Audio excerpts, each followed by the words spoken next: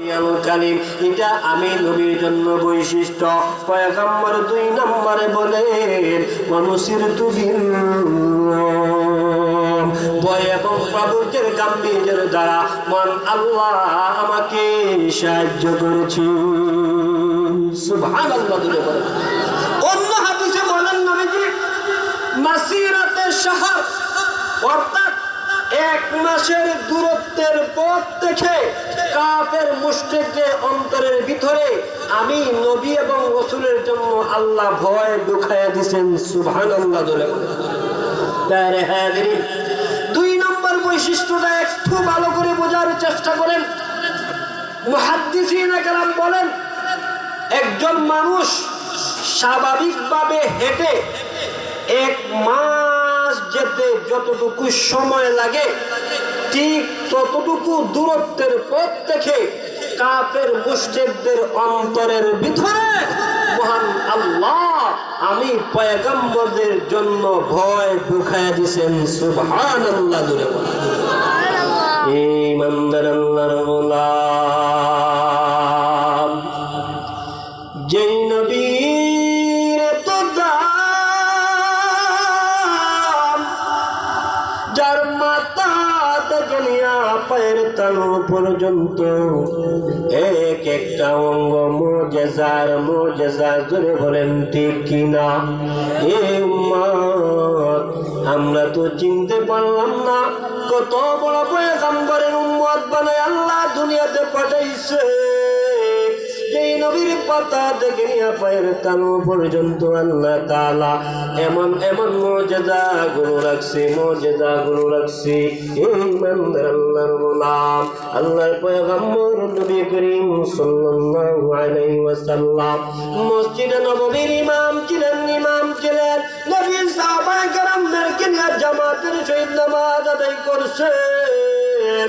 ডান দিকে যখন সালাম ফিরাইলেন আসসালামু আলাইকুম ওয়া রাহমাতুল্লাহ, বাম দিকে যখন সালাম ফিরাইলেন আসসালামু আলাইকুম ওয়া রাহমাতুল্লাহ। নামাজ শেষ হওয়ার পর একজন সাহাবীকে আমার আর আপনার পয়গম্বর তাকে কাছের ভিতরে ডাইকা নিয়ে আমার পয়গম্বর কয়, এ আমার সাহাবী তুমি শুনো, নামাজ চলাকালীন অবস্থায় নামাজের ভিতরে তুমি এমন ভুলগুলো করেছ যেগুলো নামাজের ভিতরে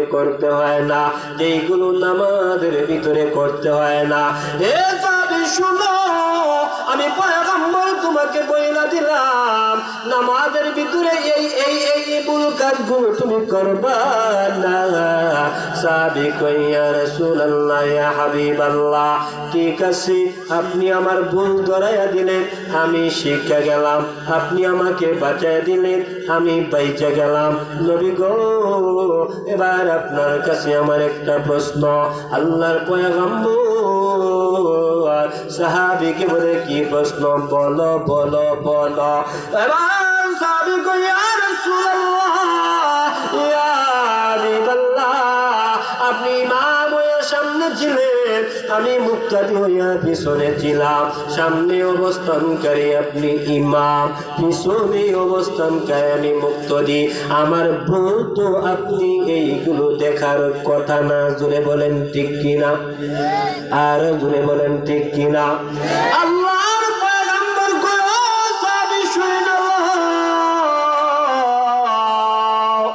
মহান আল্লাহ তোমাকে চক্ষু দান করছে, মহান আল্লাহ আমাকেও চক্ষু দান করছে। তোমরা আল্লাহর দেওয়া 2টা চক্ষু দ্বারা শুধুমাত্র সামনের দিকে তাকাও। আমি পয়গম্বর আল্লাহর দেওয়া 2টা চক্ষু দ্বারা সামনের দিকে যতটুকু দেখতে পাই, পিছনের দিকেও ততটুকু দেখতে পাই। আল্লাহু আকবার। এই জন্য আল্লাহর পয়গম্বর বলেন, ওয়ানুসিরতু বির-রুম। ও মায়ের উম্মতের দল শুনো, একজন মানুষ স্বাভাবিকভাবে পায়ে হেঁটে হেঁটে হেঁটে হেঁটে একমাত্র রাস্তা, যেতে যতটুকু পর্যন্ত সময় লাগে আল্লাহর পয়গম্বর বলে ততটুকু দূর পর্যন্ত কাফের মুশরিকদের অন্তরের ভিতরে আমি পয়গম্বরের ব্যাপারে আল্লাহ তাআলা ভয় ঢুকাইয়া দিছি। সুবহানাল্লাহ।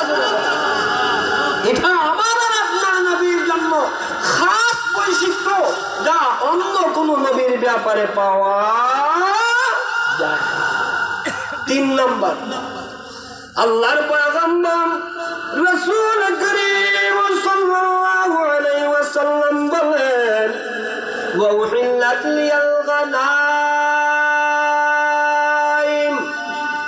আল্লাহর পয়গম্বর বলেন, ও মায়ের উম্মতের দল, আমি নবী মুহাম্মদ রাসূলুল্লাহ সাল্লাল্লাহু আলাইহি ওয়াসাল্লামের জন্য গনিমতের মালকে আল্লাহ তাআলা হালাল করে দিয়েছেন।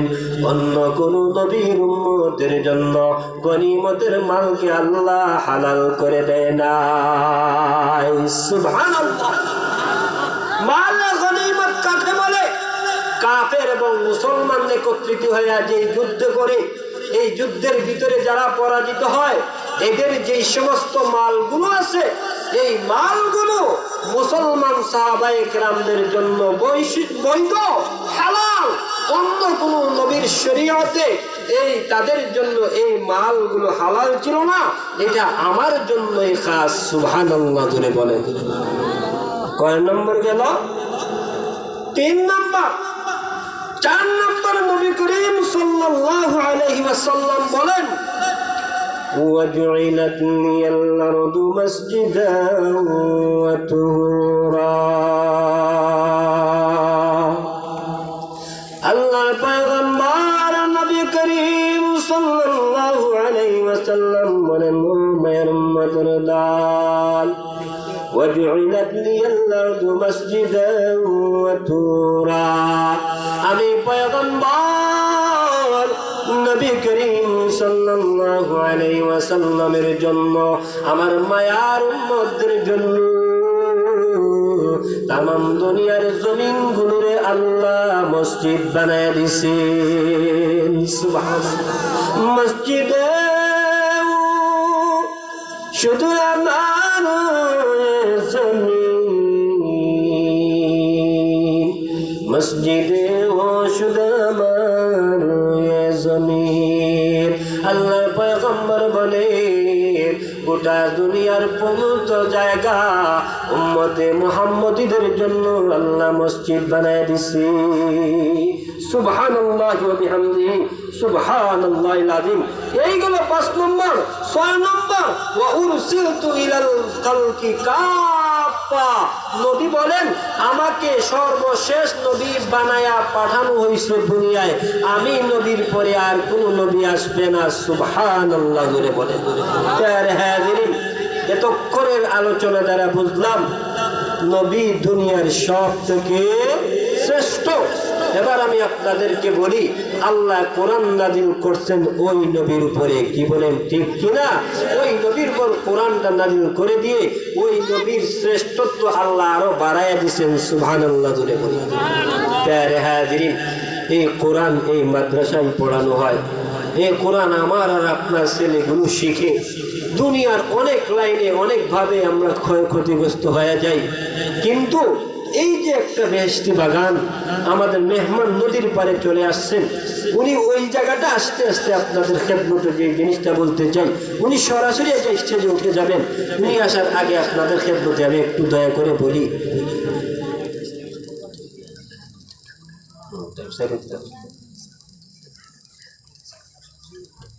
আচ্ছা আমার সময়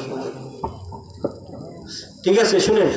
এই প্রতিষ্ঠানটার প্রতি অর্থ দিয়া, মাল দিয়া, সময় দিয়া আমি আপনি আমরা সবাই এটার সঙ্গে আমরা সবাই জড়িত থাকবো, পারবো না ভাই ইনশাআল্লাহ।